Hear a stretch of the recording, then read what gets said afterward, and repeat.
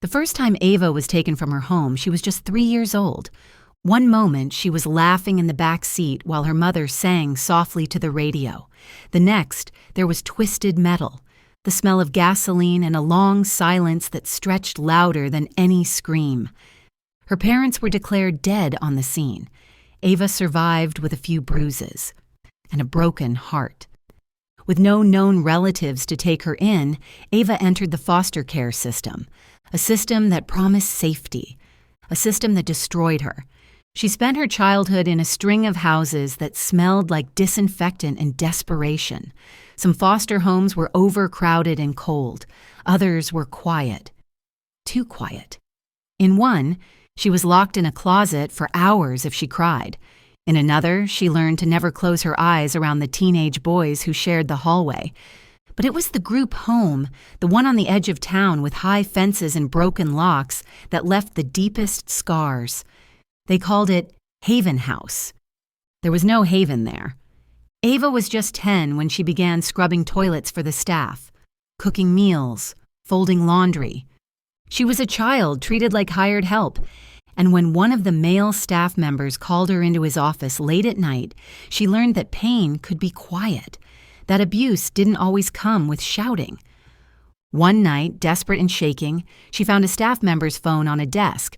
She dialed 999, and in a voice barely above a whisper, she told the dispatcher everything, every slap, every threat, every touch. She didn't give her name. She couldn't, because kids who talked didn't just lose privileges. They disappeared, and no one will ever miss them, because no one cares. When Ava aged out of the system at 18, she left with nothing but a duffel bag and a scar that no one could see. But she had a plan. She got a job washing dishes, saved every penny, rented a tiny studio, and promised herself that no one, absolutely no one, would ever control or abuse her again. Then she met Jason. He was charming, attentive, handsome in the way that made people trust him instantly. He saw her pain, or pretended to, and Ava, starved for love, let herself believe.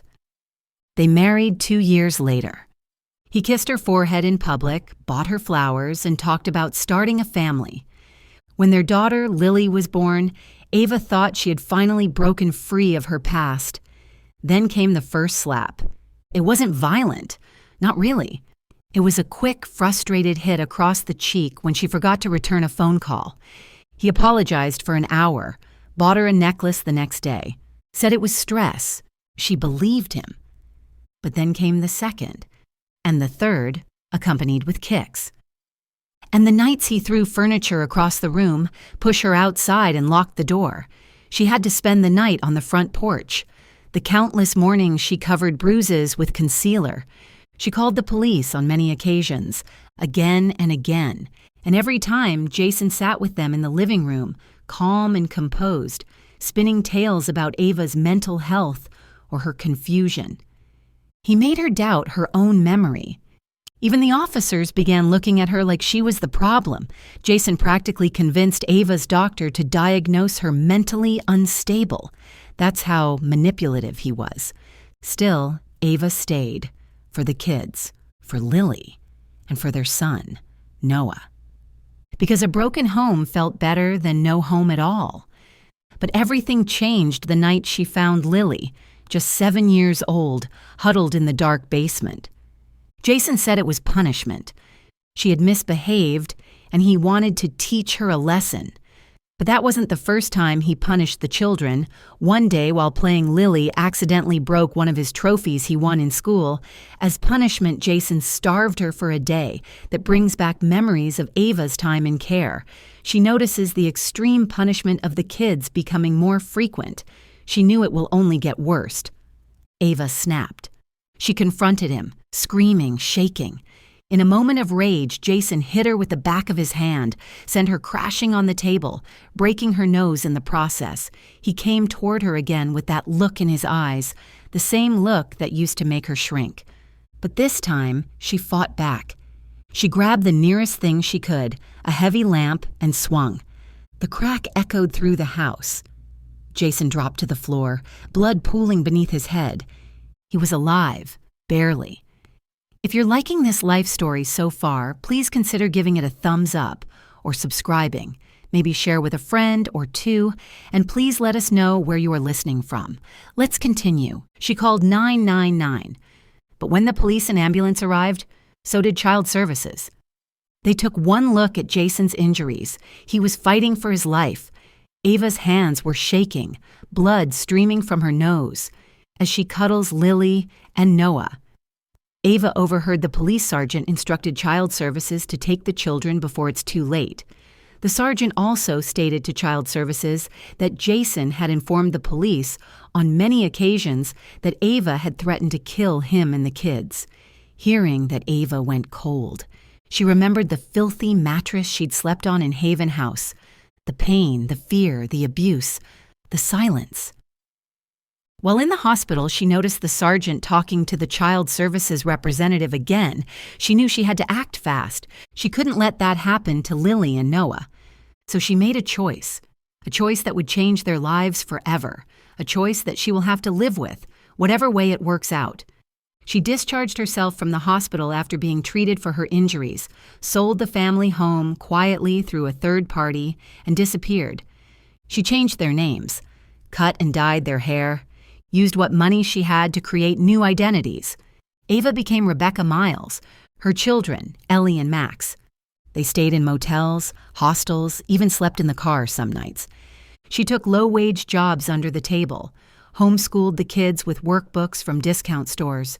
They survived on tinned soup and love. For 3 years, they were shadows. Until one day, the shadows lifted. They settled in a small coastal town. A cottage with peeling paint but working plumbing, a garden where Max could play, a used piano for Ellie, who'd discovered she loved music. Ava found a job at a bakery. It didn't pay much, but it paid enough. They had peace. She still flinched at loud noises, still avoided police stations, but at night, she could finally sleep. Until the knock came. A man in his 40s stood on the porch. He wasn't holding a badge. He wasn't a threat. But he knew. He slid a photo across the table, a blurry, grainy shot from years ago.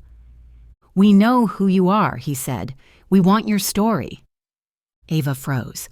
He was a journalist. He had spent the last 2 years investigating the abuse at Haven House. He had found the anonymous tip from a decade ago, the call she made as a child. And now survivors were coming forward. "We believe you," he said. "You could help others." Ava looked at her children, Ellie with flour on her nose from baking, Max reading a book about the stars. They were safe, smiling, whole. She had spent a lifetime surviving. Now, maybe she could fight back. "I'll do it," she said, "but on my terms. Because no one, not the police, not the courts, not Jason, was ever going to take her children from her. Not again." Her story is a powerful reminder that even in the face of darkness, courage can prevail. It shows us that no matter how broken things may seem, there is always a path to healing, strength, and new beginnings. Sometimes, the most inspiring victories are born from the hardest battles. Hey, if you haven't already hit the subscribe button, please do so. Share with a pal, leave a comment or a like. It helps the algorithm to recognize us. It's free to subscribe.